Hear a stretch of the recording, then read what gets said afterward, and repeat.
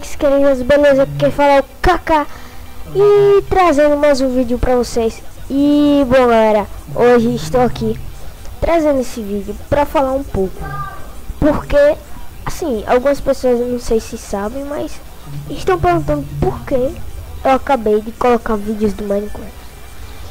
Bom, começando pelo início, por que eu acabei? Porque vocês podem ver aqui na tela do meu PC que tá uma bosta de um erro do Minecraft, que eu não sei como é que resolve essa merda não, velho. Eu não sei, já tentei de todo jeito, e vocês sabem, velho. Vocês sabem como eu sou um cara esperto, e eu já tentei de todo jeito, mas não dá certo. Todo jeito. Quem souber, comenta, por favor, por amor de Deus. Por favor, comenta aí, comenta aí, comentem, por favor. É pelo Knet que eu tô, já coloquei tudo certo. Agora, cliquei play, aí desaparece aqui a tela. E foi no seu... vocês podem perceber que agora eu tô colocando uma musiquinha no fundo, né, do vídeo. Não sei como é que se especifica isso, mas eu não sei se o nome um pouco. Mas... tô fazendo esse vídeo só pra mostrar porque eu não tô colocando mais vídeos.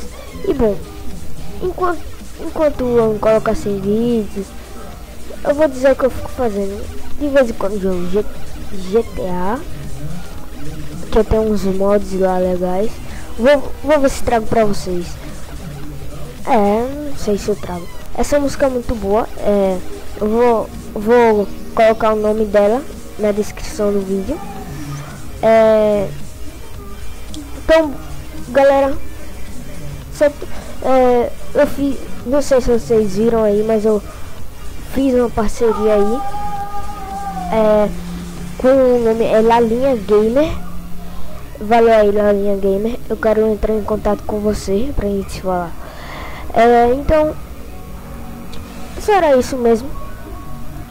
Valeu, falou, tchau, até o próximo vídeo. Inscreva-se no meu canal, dê like, favorito, comentem se alguém sabe fazer esse erro aí das paradas. Comentem, por favor. E também tem algumas pessoas querendo saber.